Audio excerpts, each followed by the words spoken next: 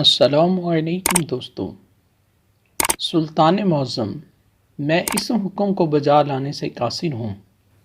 تمہارا انکار نافرمانی کے مترادف ہے۔ علاؤالدین نے برہم لہجے میں کہا، خسرو، تم اس نافرمانی کی سزا جانتے ہو؟ جانتا ہوں سلطان معظم۔ حضرت امیر خسرو نے ایک مطلق العنان حکمران کے ہیبت و جلال کو یکسر نظر انداز کرتے ہوئے فرمایا، آپ کی نافرمانی سے زیادہ سزا یہ ہوگی کہ مجھے قتل کر دیا جائے گا اور میری دنیا خراب ہو جائے گی، مگر پیر و مرشد کی نافرمانی کی کم سے کم سزا یہ ہوگی کہ میری آخرت خراب ہو جائے گی، اور میں اتنا کم عقل ہرگز نہیں ہوں کہ دنیا کے بدلے آخرت کا سودا کر لوں۔ اس واقعے سے اندازہ کیا جا سکتا ہے کہ ایک مرید کے لیے پیر و مرشد کی رضا اور خوشی کیا حیثیت رکھتی ہے۔ بہرحال منصور حلاج حضرت جنید کی خانقاہ سے اٹھ کر چلے گئے۔ منصور کے جانے کے بعد کسی شاگرد نے عرض کیا، شیخ، کیا حلاج کا سوال جواب طلب نہیں تھا؟ حسین کا جواب طلب تھا۔ حضرت جنید بغدادی رحمۃ اللہ تعالی علیہ نے فرمایا، مگر دشواری یہ تھی کہ حسین خود مدعی بن کر آئے تھے، تحقیق و جستجو ان کا مقصد نہیں تھا۔ حضرت جنید بغدادی کے قول مبارک کی تشریح یہ ہے کہ اس واقعہ سے پہلے حضرت منصور حلاج ایک طالب علم کی حیثیت سے درسگاہ میں داخل ہوتے تھے، مگر اس بار ان کی آمد اور سوال کرنے کا انداز مدعیانہ تھا، یعنی وہ خود استادانہ شان کا مظاہرہ کر رہے تھے۔ دوسرے یہ کہ حضرت منصور حلاج خانقاہ میں داخل ہوئے تو خرقہ پہنے ہوئے تھے اور ان کی شان مشائخ جیسی تھی۔ نظام خانقاہی کا یہ بنیادی اصول ہے کہ کوئی مرید شیخ کی مرضی کے بغیر خرقہ خلافت نہیں پہن سکتا اور اسی طرح کسی سے بیعت بھی نہیں لے سکتا۔ بعض مورخین نے واضح طور پر اس طرف اشارہ کیا ہے کہ حضرت منصور حلاج نے حضرت جنید بغدادی کی اجازت کے بغیر نہ صرف خرقہ خلافت پہن لیا تھا بلکہ لوگوں کو اپنے حلقہ ارادت میں شامل کرنا بھی شروع کر دیا تھا۔ یہی وجہ ہے کہ ان کی طرف سے حضرت جنید بغدادی کے دل میں کدورت پیدا ہو گئی تھی، مگر آپ نے زندگی بھر اس کا اظہار نہیں کیا۔ صرف سوال کا جواب نہ دینے کے واقعہ سے بعض صوفیہ نے اندازہ کر لیا کہ حضرت جنید بغدادی حضرت منصور حلاج سے ناراض تھے۔ اس کے برعکس حضرت عمرو بن عثمان مکی نے اپنا رسالہ چرانے والے کو بد دعا دی کہ اس کے ہاتھ پاؤں کاٹے جائیں، پھر جسم کو نظر آتش کر کے اس کی راکھ دریائے دجلہ میں بہا دی جائے۔ اگرچہ حضرت شیخ کو چوری کرنے والے کا نام معلوم نہیں تھا، لیکن ان کی بد دعا کا ہدف حضرت منصور حلاج ہی تھے۔ حضرت جنید بغدادی کی درسگاہ سے اٹھ جانے پر بعض مورخین نے اس پر تبصرہ یوں کیا ہے، حضرت منصور حلاج اپنے پیر و مرشد حضرت جنید بغدادی سے متوحش اور آرزردہ خاطر ہو گئے۔ اس وحشت اور آرزدگی کا ایک ہی سبب تھا کہ حضرت جنید بغدادی منصور بن حلاج کے سوالوں کا جواب نہ دے سکتے تھے۔ یہ سوالات کیا تھے؟ کسی مورخ یا محقق نے ان کی نشاندہی ہی نہیں کی۔ بس قیاس کے طور پر کہا جا سکتا ہے کہ عشق کے اضطراب اور خلش نے انہیں وحشت زدہ بنا دیا تھا، اور پھر اسی عالم میں وہ اپنے اساتذہ سے عجیب سوال کرتے تھے۔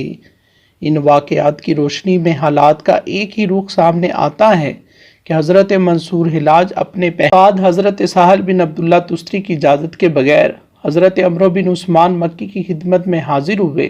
یہ ان کے اضطراب کی ابتدا تھی۔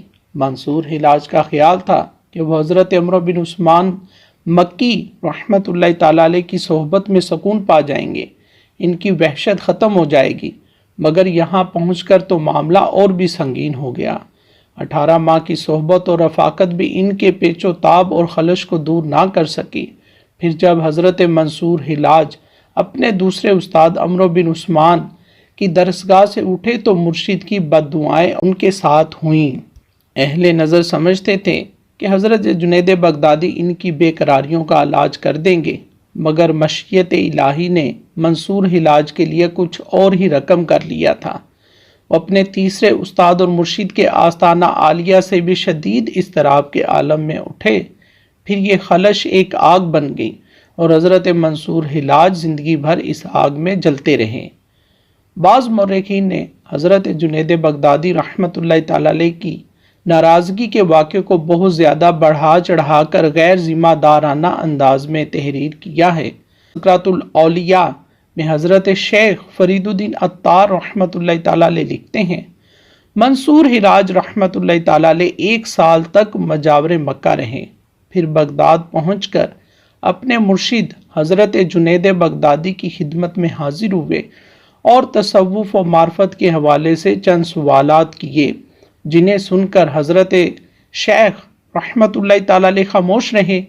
منصور حلاج نے اپنے سوالات دہرائے تو جنید بغدادی رحمۃ اللہ تعالی علیہ نے فرمایا، حسین تم بہت جلد لکڑی کے ٹکڑے کو سرخ کرو گے۔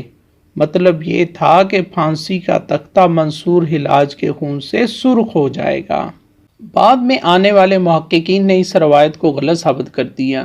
حضرت جنید بغدادی اپنے شاگرد سے ناراض ضرور تھے، مگر آپ نے منصور حلاج کو بد دعا نہ دی تھی اور نہ ہی ان کے مصلوب ہونے کی پیش گوئی کی تھی۔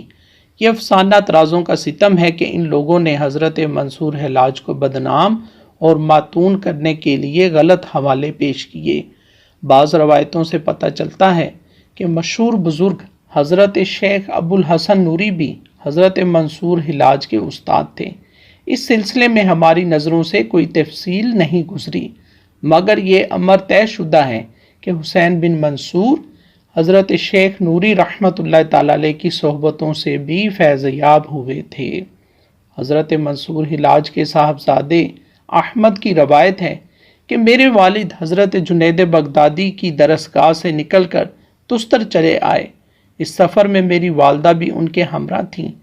تستر پہنچ کر حضرت منصور حلاج کو بہت زیادہ شہرت حاصل ہوئی۔ اس شہرت کی وجہ آپ کی وہ مسلسل کرامات تھیں جن کے اظہار نے عوام سے لے کر خواص تک کو حیرت زدہ کر دیا تھا۔ ایک دن حضرت منصور حلاج اپنے خدمتگاروں اور عقیدت مندوں کے ساتھ مجلس میں بیٹھے تھے۔ اچانک کسی طرف سے ایک شخص نمودار ہوا اور حضرت منصور حلاج کو مخاطب کر کے کہنے لگا، حسین تم یہ احمقوں اور جاہلوں کا مجمع لگائے کیا بیٹھے ہو؟ آؤ تم بھی بیٹھ جاؤ۔ حضرت حسین بن منصور نے فرمایا، تمہارے لیے بھی جگہ خالی ہے، تم انہی بے خبر لوگوں کو متاثر کر سکتے ہو۔ اس دریدہ دہن شخص نے کہا، ولایت کا دعویٰ کرتے ہوئے مگر میں جانتا ہوں کہ تم کچھ نہیں جانتے۔ میں ولایت کا مدعی ہوں اور نہ ہی آگاہی کا دعویٰ کرتا ہوں، مگر مجھے تیرے حال کی خوب خبر ہے۔ یہ کہہ کر حضرت منصور حلاج نے اپنے مخاطب سے گزرے ہوئے حالات بتانا شروع کر دیے۔ پھر جب اس کے خفیہ اور پوشیدہ امور پر پڑا ہوا پردہ ہٹنے لگا تو وہ شخص بے اختیار پکار اٹھا، بس کرو حسین، میں تمہارے قوت کشف کا قائل ہو گیا۔ تمام معتبر کتابوں میں یہ بات درج ہے کہ حضرت منصور حلاج پر وہ زمانہ بھی گزرا ہے جب آپ لوگوں کے دلوں کی گہرائیوں میں چھپی ہوئی باتیں بھی بتا دیا کرتے تھے، مگر یہ دور زیادہ طویل نہیں تھا۔ لوگ تنگ کرنے لگے تو آپ نے خاموشی اختیار فرما لی اور مستقبل کا حال بتانا چھوڑ دیا۔ جب آپ کی شہرت زیادہ بڑھی تو مخالفین کی تعداد میں بھی اضافہ ہوتا چلا گیا اور حاسدوں نے عجیب عجیب اندازے سے آپ کو ستانا شروع کر دیا۔ تستر کے کچھ با اثر لوگوں نے ایک شخص کو اس بات پر آمادہ کر لیا کہ جب منصور حلاج راستے میں جا رہے ہوں تو ان کے سر پر ایک تھپڑ مار دیا جائے۔ الغرض وہ شخص آپ کی تلاش میں رہنے لگا۔ ایک دن حضرت منصور حلاج غسل کر کے حمام سے باہر نکلے اور اپنے گھر کی طرف جانے لگے۔ یہ ایک عام گزرگاہ تھی اور اس وقت لوگوں کا ہجوم تھا۔ وہ شخص خاموشی سے آپ کے پیچھے پیچھے ہو لیا۔ پھر جب منصور حلاج اس مقام پر پہنچے جہاں انسانی بھیڑ زیادہ تھی، اس نے آپ کی گدی پر ایک زوردار تھپڑ مارا۔ حضرت منصور حلاج اس بےہودگی کی توقع نہیں رکھتے تھے، اسی لیے برم لہجے میں فرمانے لگے، اے شخص، تو نے مجھے کیوں مارا؟ کیا میری ذات سے تجھے کوئی تکلیف پہنچی ہے؟ اجنبی شخص نے نفی میں جواب دیا، جب میں نے تجھے کوئی اذیت نہیں پہنچائی تو پھر تو نے یہ ناشائستہ اور غیر انسانی حرکت کیوں کی؟ حضرت منصور حلاج نے پوچھا۔ اس شخص نے بڑی بے شرمی کے ساتھ جواب دیا، یہ حرکت میں نے اپنے ارادے سے نہیں کی بلکہ اللہ تعالیٰ نے مجھے اس کا حکم دیا ہے۔ یہ ظالمانہ جواب سن کر حضرت منصور حلاج نے پر جلال لہجے میں فرمایا، اگر حق تعالیٰ نے تجھے اس کا حکم دیا ہے تو دوبارہ مجھے مار اور حکم کی تعمیل کر۔ وہ شخص اسے ایک دلچسپ کھیل سمجھ رہا تھا۔ اس نے منصور حلاج رحمۃ اللہ تعالی علیہ کو مارنے کے پوری طاقت سے اپنا ہاتھ فضا میں بلند کیا، مگر وہ اپنے ارادے کو تکمیل تک پہنچا سکا نہ ہی وہ آگے بڑھ سکا۔ چند لمحوں میں خون کی گردش رک گئی اور اجنبی کا ہاتھ مفلوج ہو گیا۔ حضرت منصور حلاج اپنے گھر کی طرف تشریف لے گئے اور وہ شخص تکلیف کی شدت سے چیختا رہا۔ پھر اہل تستر نے دیکھا کہ چند دنوں میں اس کا ہاتھ سوکھ کر کانٹا ہو گیا۔ حضرت منصور حلاج کی ایک کرامت گزشتہ صفحات میں بیان کی جا چکی ہے کہ جب ضرورت مند لوگ ان سے نقد رقم کا سوال کرتے تو وہ آسمان کی طرف ہاتھ بڑھا کر درہم لے آتے۔ بعض اوقات ایسا بھی ہوتا کہ بہت سے حاجت مند جمع ہو جاتے اور حضرت منصور حلاج سے سوال کرتے۔ ایسے مواقع پر آپ کا عجیب عمل ہوتا، دونوں ہاتھ اوپر کی جانب اٹھا دیتے اور انہیں زور زور سے حرکت دیتے تھے۔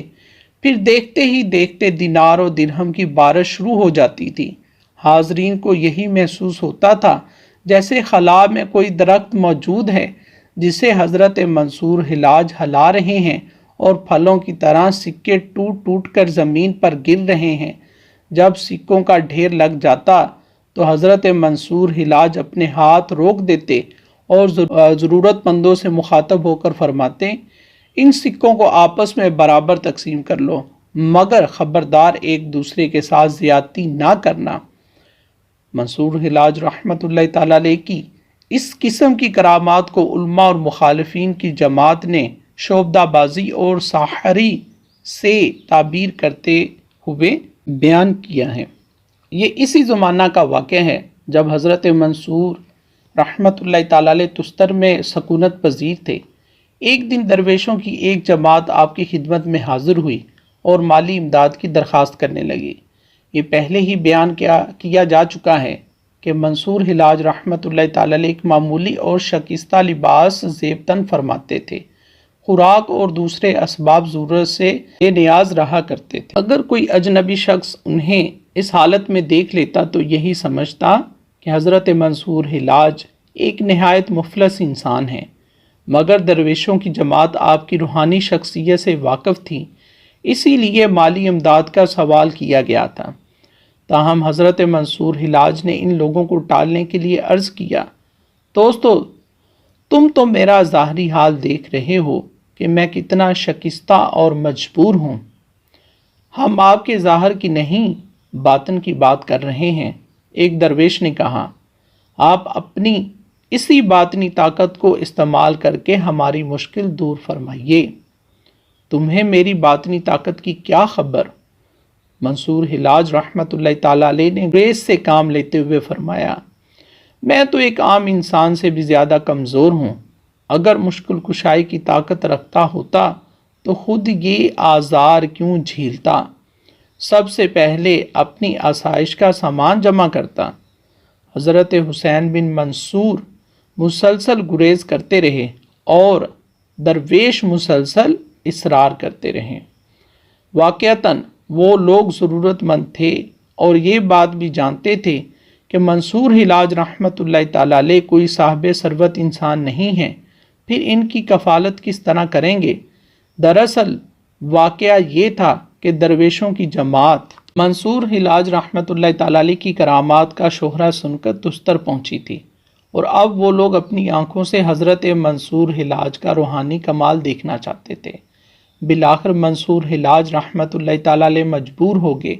پھر آپ نے اپنے خدمتگاروں سے پوچھا، اس شہر میں ایسا کون آسودہ حال شخص ہے جو ہمارے مہمان درویشوں کی مالی ضرورت پوری کر سکے؟ منصور حلاج رحمۃ اللہ تعالی علیہ کے خدمتگار اس سوال کا جواب دینے سے قاصر رہے۔ پھر ایک خادم کھڑے ہو کر نہایت ادب سے عرض کرنے لگا، تستر میں ایک آتش کدہ ہے جہاں مجوسی لوگ قیمتی نظریں اور کچھ تحائف پیش کرتے ہیں۔ منصور حلاج رحمۃ اللہ تعالی علیہ کچھ دیر تک سوچتے رہے، پھر مہمان درویشوں کو مخاطب کر کے کہنے لگے، میرے ساتھ آؤ، اب یہ آتش پرست ہی تمہاری ضرورت پوری کریں گے۔ منصور حلاج رحمۃ اللہ تعالی علیہ کی بات سن کر درویشوں کی جماعت حیران رہ گئی۔ رات کا وقت تھا۔ حضرت حسین بن منصور اپنی خانقاہ سے باہر آئے اور آتش کدے کی طرف روانہ ہو گئے۔ درویشوں کی جماعت آپ کے پیچھے پیچھے تھی، مگر اس پر شدید حیرت و سکوت کا عالم طاری تھا۔ مختصر یہ کہ طویل فاصلہ طے کرنے کے بعد حضرت منصور حلاج رحمۃ اللہ تعالی علیہ آتش کدے کے قریب پہنچے۔ دور دور تک سناٹا طاری تھا، مگر آتش کدے کے دروازے پر ایک محافظ پہرا دے رہا تھا۔ اس نے کچھ مسلمانوں کو اپنی عبادت گاہ کی طرف آتے دیکھا تو اونچی آواز میں بولا، تم لوگ کہاں جا رہے ہو؟ ہم لوگ آتش کدے کے اندر جانا چاہتے ہیں۔ جواب میں حضرت حسین بن منصور نے فرمایا، تم لوگ اپنی ظاہری حلیے سے مسلمان معلوم ہوتے ہو، پھر ہماری عبادت گاہ میں داخل ہو کر کیا کرو گے؟ آتش کدے کے محافظ نے حیرت کا اظہار کرتے ہوئے کہا، ہم اس آگ کو اپنی آنکھوں سے دیکھنا چاہتے ہیں جو تمہارے بقول صدیوں سے روشن ہے اور جس کے بارے میں تمہارا دعویٰ ہے کہ وہ آگ کبھی نہیں بجھتی۔ حضرت حسین بن منصور رحمۃ اللہ تعالی علیہ نے فرمایا، مگر اس وقت تم آگ کا مشاہدہ نہیں کر سکتے۔ آتش کدے کے محافظ نے کہا۔ حضرت حسین بن منصور نے سبب پوچھا تو محافظ نے بتایا کہ آتش کدہ بند ہے، تم ہمارے لیے اپنی عبادت گاہ کا دروازہ کھول دو۔ حضرت حسین بن منصور نے فرمایا، میں مجبور ہوں۔ آتش کدے کے محافظ نے کہا، اس لیے کہ معبد کی چابی میرے پاس نہیں ہے۔ حضرت حسین بن منصور نے دروازے کی طرف دیکھا جس پر ایک بھاری سا تالا پڑا تھا۔ پھر چابی کس کے پاس ہے؟ آتش کدے کی چابی بڑے پجاری کی تحویل میں رہتی ہے۔ محافظ نے جواب دیا، تمہارا بڑا پجاری کہاں ہے؟ اس سے چابی لے آؤ۔ حضرت حسین بن منصور نے فرمایا، آدھی رات ہو چکی ہے، بڑے پجاری آرام کر رہے ہوں گے۔ آتش کدے کے محافظ نے کہا، ان کو اس وقت جگایا نہیں جا سکتا اور پھر اس کی ضرورت بھی نہیں ہے۔ تم لوگ دن کے اجالے میں کسی وقت آنا، میں تمہیں آگ کا دیدار کرا دوں گا۔ ہم لوگ طویل سفر طے کر کے یہاں تک پہنچے ہیں۔ محافظ کا جواب سن کر حضرت حسین بن منصور نے فرمایا، جب ہم نے اس قدر مشقت اٹھائی ہے تو یہ پھر ممکن نہیں ہے کہ ہم آگ کا مشاہدہ کیے بغیر واپس چلے جائیں، تو پھر مجبوری ہے۔ آتش کدے کے محافظ نے معذرت خانہ لہجہ اختیار کرتے ہوئے کہا، مگر ہم بفضل خدا مجبور نہیں۔ حضرت حسین بن منصور نے فرمایا، اس وقت آپ ایک لمبی عبا پہنے ہوئے تھے۔ دروازے کی طرف دیکھا اور عبا کی آستین کو جھٹکا، دیکھتے ہی دیکھتے تالا کھل گیا۔ اس تالے کے ظاہری ساخت ایسی تھی کہ اگر 3-4 مزدور مل کر ضربے لگاتے تو وہ تالا بہت دیر میں ٹوٹ پاتا۔ یہ منظر دیکھ کر آتش کدے کے محافظ کی آنکھیں کھلی کی کھلی رہ گئیں۔ کبھی وہ کھلے تالے کی طرف دیکھتا اور کبھی حسین بن منصور کی طرف، جن کی آستین کی ایک جنبش سے یہ ناقابل یقین واقعہ پیش آیا تھا۔ تالا کھل گیا، اب تم دروازہ کھول دو۔ حضرت حسین بن منصور نے محافظ کو مخاطب کرتے ہوئے فرمایا۔ محافظ پر خوف طاری تھا، وہ لرزتے ہوئے قدموں سے آگے بڑھا اور اس نے اپنے معبد کا دروازہ کھول دیا۔ حضرت حسین بن منصور درویش ساتھیوں کو لے کر آتش کدے میں داخل ہو گئے۔ پیارے دوستو، آج کے لیے بس اتنا ہی۔ جلد نئی ویڈیو کے ساتھ حاضر ہوں گے۔ چینل کو سبسکرائب کر دیں اور ساتھ لگے بیل آئیکن کو بھی دبا دیں۔ اللہ حافظ۔